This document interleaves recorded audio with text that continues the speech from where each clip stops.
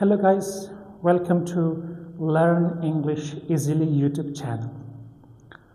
This is our first lesson regarding tenses, and it is the first part of simple present tense.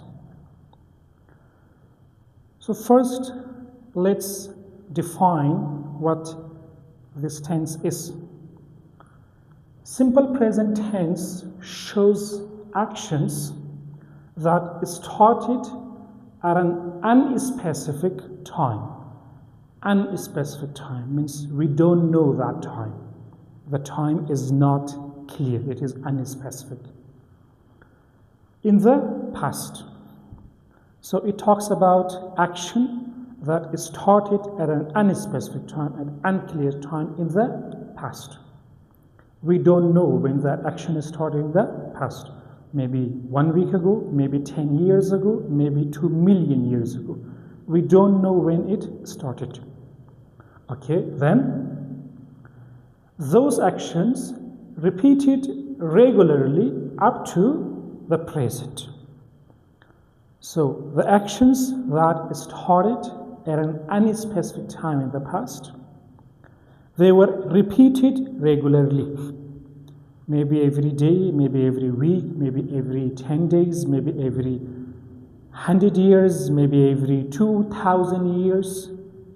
It was repeated regularly. That regularity can be daily, can be monthly, can be yearly, can be century, can be based on century, can be based on millennium. Doesn't matter. And they may or may not go to the future. That action may be repeated in the future as well, or it may not repeat in the future. It may get finished. That is not our concern. So, what is simple present tense? Simple present tense talks about actions that they started in the past. We don't know when, maybe today, maybe 20 billion years ago, if we had something like that. And it repeated regularly till now. And after this, I don't know, it may go on in the future as well, it may not go in the future, that I don't know. But it started in the past, it repeated regularly up to present, and it may or may not go to the future. If you want to have a look on a timeline,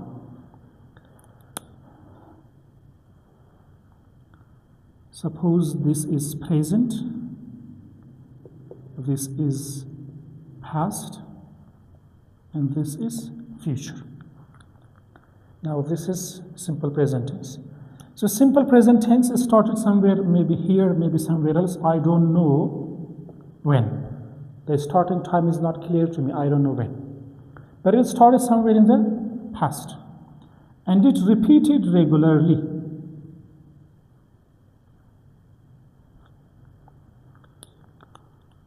It was repeated regularly.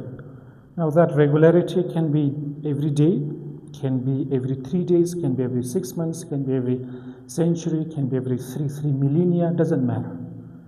But it was repeated regularly. Future, I don't know, will it be repeated or not? That I don't know, and that is not my concern. But it started in the past and continued repeatedly, and it was repeated regularly to present. This is simple present tense. Now, in this definition, you can include a lot of usages. It can show daily activity. So that is again, for example, the actions that I do daily. I may have started that when I started going to school, when I was a kid, when I started going to university, when I started going to job. That became part of my daily activity. I don't know exactly when, but I do that every day. I started that in the past, every day I am doing it. So it is again, action started in the past, repeated regularly. It may be habitual action. So from the past, it became part of my habit. And repeatedly I'm doing, maybe every many times every day, maybe every second, doesn't matter. It may be universal fact, like the rise of sun, I don't know, this and that, the orbit of moon. It may be general fact, like it is a marker, or I don't know, English is a language. It may be gradual action, it may be permanent action, it may be a lot of other things. So all those usages, they all fit in this definition. With this single definition, we can include all of that. There are some usages that do not fit in this definition, but we may get to them in other lessons. So that is the definition of simple present tense. Now the question is how to make example, how to make sentence in this tense. Okay, so let's start with a positive sentence. This is my positive sentence. We learn English. That is my sentence. We learn English. Now, what is we? We is my subject. So I have subject here. What is learn? Learn is first form of the verb, infinitive. That is my verb. Now, depending on the subject, if my subject is third person singular, then the verb might take s or es or some other things. We will study them today, no problem, in this lesson. So it might have that, or it might not have that, only first form of the verb finish. And then we have rest of the sentence. This R means rest, O of, T the is sentence, rest of the sentence. Unfortunately, most of the places it is usually said complement, or object. That is not correct. Complement is not something that completes a sentence. Complement is completely different thing. And object may also not be good to put there, because we might not have object. There are verbs that do not need object. Or we might have a lot of other things in addition to object. So it's better to say what? Rest of the sentence, whatever that is left. So all of them, whatever that is. So that is the structure. Subject plus first form of the verb plus SES plus rest of the sentence. That is my positive sentence. We learn English, they play soccer, I don't know, you listen to me, like that kind of sentences. Now, if I want to change it to question, if I want to change this sentence to question, what do? I just add a do at the beginning. Or if it is, if it has SES, then I add what? Does. I add do or does at the beginning of this positive sentence. See here, we learn English. It's completely positive sentence. What I have done, I have just added do at the beginning. Finished. So just add do or does at the beginning, the sentence will become question. As simple as that. We learn English. Do we learn English? She likes apple. Does she like apple? No. They play soccer. Do they play soccer? He works hard. Does he work hard? As simple as that.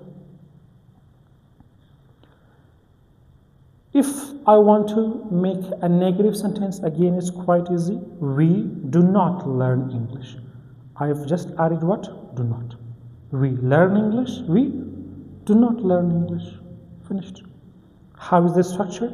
First we have subject, then you have do, or if the subject is third person singular, does, then one not, and then first form of the verb, rest of the sentence. We is my subject, do is this do, not is this not, learn is first form of the verb, English is rest of the sentence.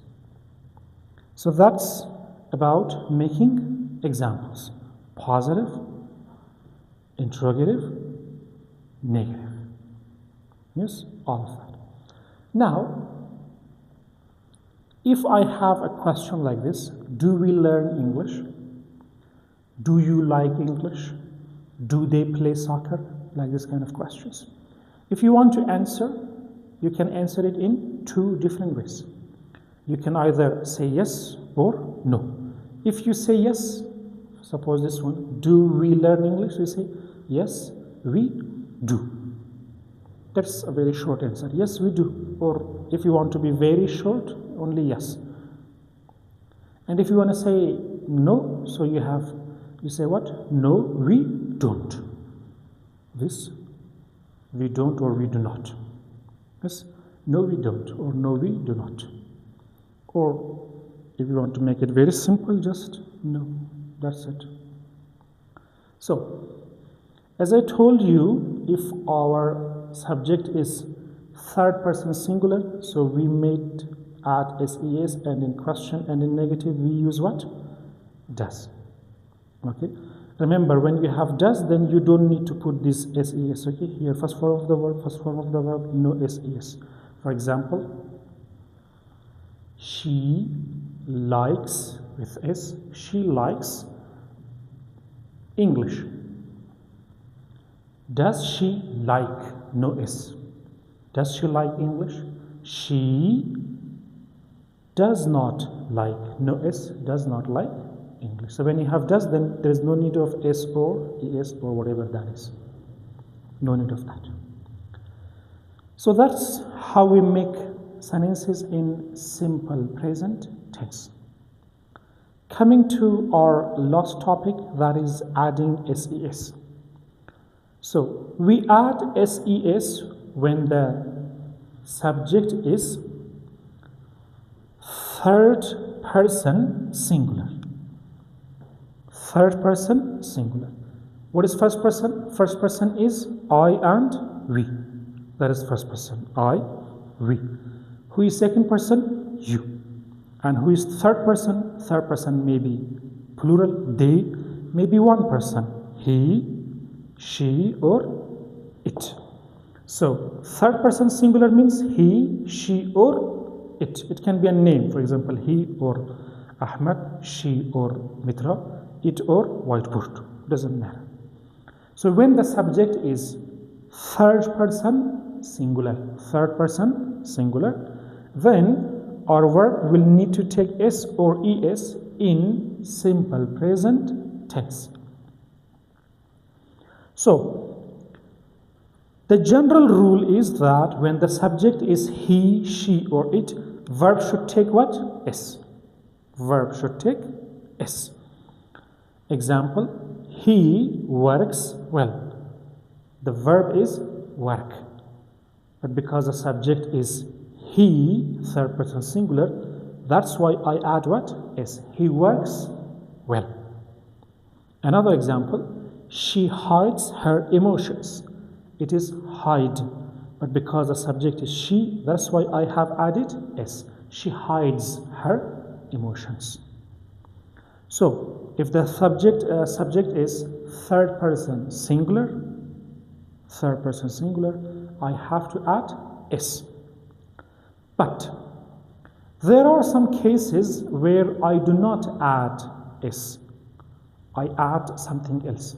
So these are exceptions. What is the rule? The rule is when subject is third person singular, I have to add S. But in some cases I don't add S, I do something else. The first exception is adding ES. Means in some cases I don't add S, I add ES. I add two letters. So in which case I add ES? If verbs are ending in one of these letters or group of letters, then I add ES, not only S. If a verb ends in S, then I have to add ES. If a verb ends in X, in Z, in CH or SH. S, X, Z, CH, SH. If a verb ends in this 5, then I do not add S, I add ES. Example, Mitra, it is name of a girl, so it is she.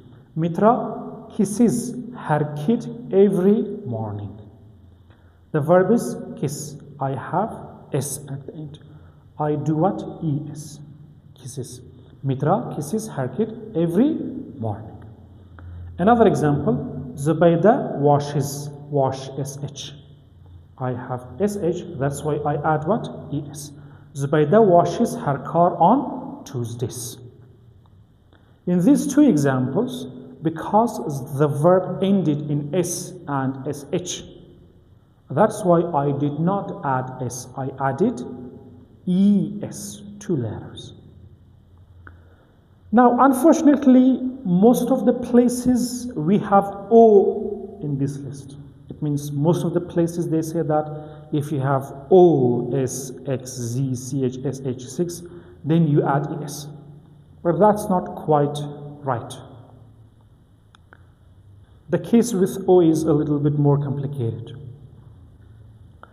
If a verb ends in O, then you may have 2 scenarios.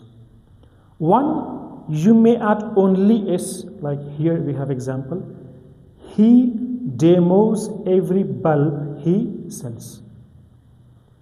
Demos, D-E-M-O, it ends in O, but I have added only what? Only S. No E, only S. So it is not like this rule. It is like this general rule. It is not exception. But in this example, this room echoes a lot. Yes? Now here echo, again I have O, but I have added what? ES. Unfortunately, there isn't any specific rule for that. But one thing that may help you, if your English is good enough, it may help you, is that if a verb is originally English, means it has not come from any other language into English, it originally is English, they take ES. This rule is good for verb as well, for noun as well. If you have watched the video regarding pluralization of noun, we have discussed this rule there as well. There we discussed about the noun. Here the same case goes with verb. So if the verb is originally English, they take ES. Echoes, do, does, go, goes, like this. But if the verb is originally from another language, then they only take what? S. Demo, demos, boo, boos, bravo, bravos, like this. They only take S, no ES. So O is not like ES, okay, the case is different. Some places it takes ES, some places it takes only S. It depends. If you are in doubt, then check a good English to English dictionary. Coming to the second exception, ending in Y. If a verb ends in Y, then what should we do? When a verb ends in Y, you have 2 scenarios. One scenario, you have Y, and before Y you have a vowel. In this case, you only add S. It is like this general rule. If the verb ends in Y and it is preceded by a vowel, then you only add S. Example, he buys strange shoes. Buys Y, before Y I have U, which is vowel. That's why I add only S. He buys strange shoes. What is the second scenario? The second scenario is when I have Y, but before Y I have consonant. In this case, I change Y to I, and then I add what? ES. Example, it flies high. Fly, F-L-Y. But because before Y I have L consonant, that's why I change Y to I, and then I add ES. It flies high. Yes, he tries a lot. Like this. When you have consonant before Y, so you change Y to I, and then you add ES. But if you have vowel, like buy, like play, these kind of things, then you only add S. Remember, the general rule is when the subject is third person singular, you have to add S. S. But we have some exceptions. Sometimes you add ES. In one case, you may change Y to I and then add ES. So basically, you either add S or you add ES. The rule is adding S. In 2 exceptional cases, we don't add S, we add ES. Regarding pronunciation also, it has some points to be mentioned, but we are not going to talk about pronunciation in this level because it is pre-intermediate level, so the whole focus will be on grammatical rules. About pronunciation, we may have some lessons later on. So that's it regarding the first part of simple present tense. In this lesson, we defined simple present tense. We learned how to make positive, negative, and interrogative sentences with this. And we also learned that if the subject is third person singular, how should we add s or es. If you have any question regarding this lesson, regarding previous lessons, feel free to comment it. I'll be more than happy to get to you guys. More than that, like the video, subscribe the channel, and share our channel with your friends. That's it for today. See you guys.